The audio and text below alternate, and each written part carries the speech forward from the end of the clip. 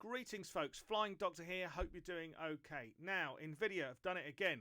For those of you who are, well, one spanner short of a full toolbox in buying a 4090 for Microsoft Flight Simulator, nice, luxurious if you can get it, there is a new driver. The good news is that that driver is going to give, according to Nvidia, increased DirectX 12 support on all GeForce RTX GPUs. Big question is, will it make a difference on Microsoft Flight Simulator? Let's geek into it.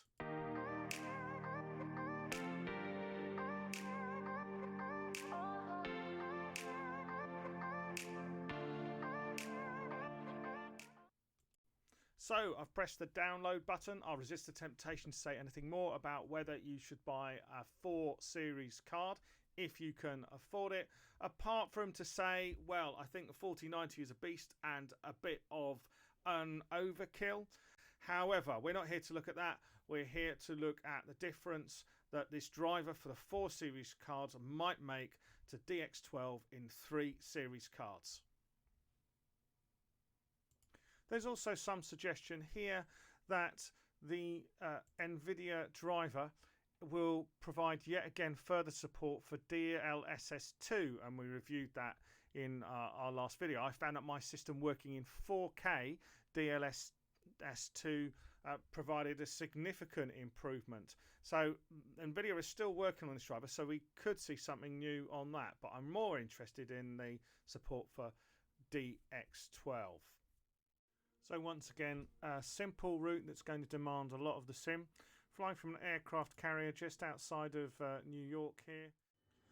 Well, weather condition where we're in broken clouds. We're at approximately 3 o'clock in the afternoon, and I'm going to lift the cloud level up so it's around about 2,000 feet. There we are, just down there, 2,031 feet. That's because we'll be at around about 1,800 feet. The tallest skyscraper in New York is about 1,750. So up we go here. Just having a good look around, just really interested to start off with. Scenery looks lovely.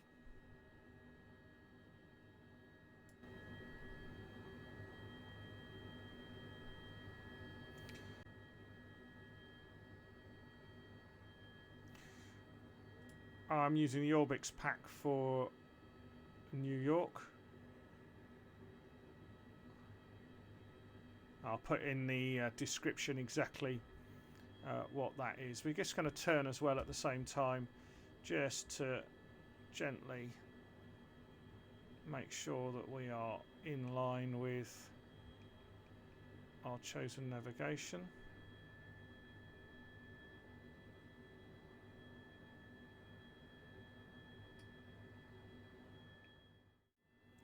There's the Statue of Liberty just to the left there, you can see.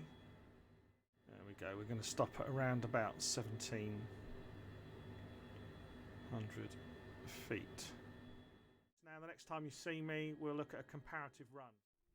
So, well folks, if you were looking for an improvement with DX12 over DX11 following Nvidia's latest update, well, I can save you some work and let you know that although it might be working in other softwares, it's certainly not working in Microsoft Flight Simulator.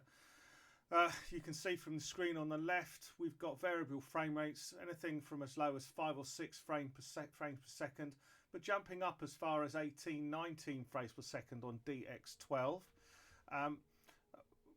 These are, in fact, and those of you who know the sim will spot that actually this is higher than higher end settings. You're right, you can see the reflections there.